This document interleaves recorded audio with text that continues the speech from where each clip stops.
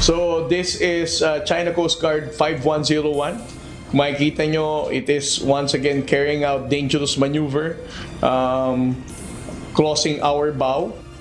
Sinubukang pigilan ng mga Chinese Coast Guard vessels ang mga barko ng Philippine Coast Guard, Bureau of Fisheries and Aquatic Resources kasama ang mga bangkang pangisda ng ating mga kababayan sa Palawan sa paghuhulog ng payaw o floating aggregating device sa Hasa-Hasa at Kanduli Shoal nitong June 16. Lunes dumating ang tatlong 44-meter vessel ng PCG sa Hasa-Hasa kasama ang BRP Lapu-Lapu at MV Mamalakaya ng BFAR at ilang mangingisda.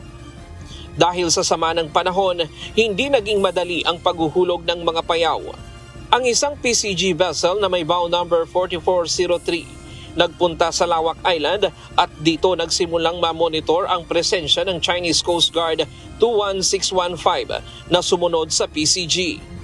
Pagsapit ng alas 8 ng gabi, nagsimulang ma-monitor ng PCG ang presensya ng apat na CCG vessel na may bow number 5103, 5101, 21558 at 21546.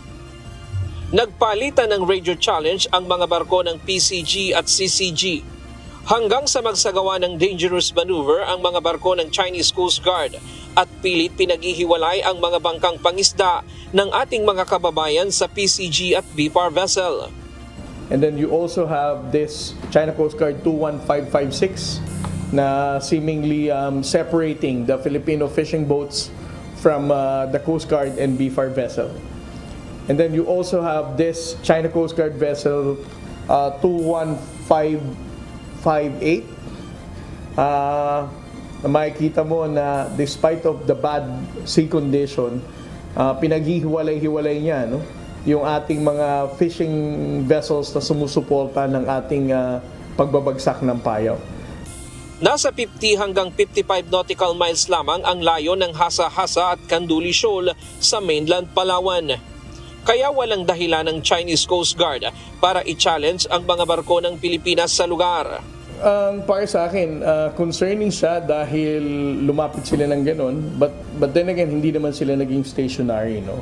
But again, this is a clear violation dahil regardless whatever actions there, kung magbabagsak tayo ng payaw or whatsoever, this falls within our own sovereign rights. So wala silang dahilan para i-challenge tayo dito, i-supervise whatsoever, dahil sila mismo ang nagbabiolate ng international law for being there. Sa kabila ng panggugulo at mapanganib na maniobra ng apat na barko ng Chinese Coast Guard, maayos at profesional na hinarap ng PCG at BFAR ang mga hamon at matagumpay na naisakatuparan ng misyon. Naihulog lahat ng 20 payaw, 11 sa Hasa-Hasa at 9 sa Kanduli Shoal. Natapos nating maibagsak ang 11 payaw noong 17 June ng gabi. So from Hasa-Hasa Shoal, nagtungo naman tayo sa Kanduli Shoal. No?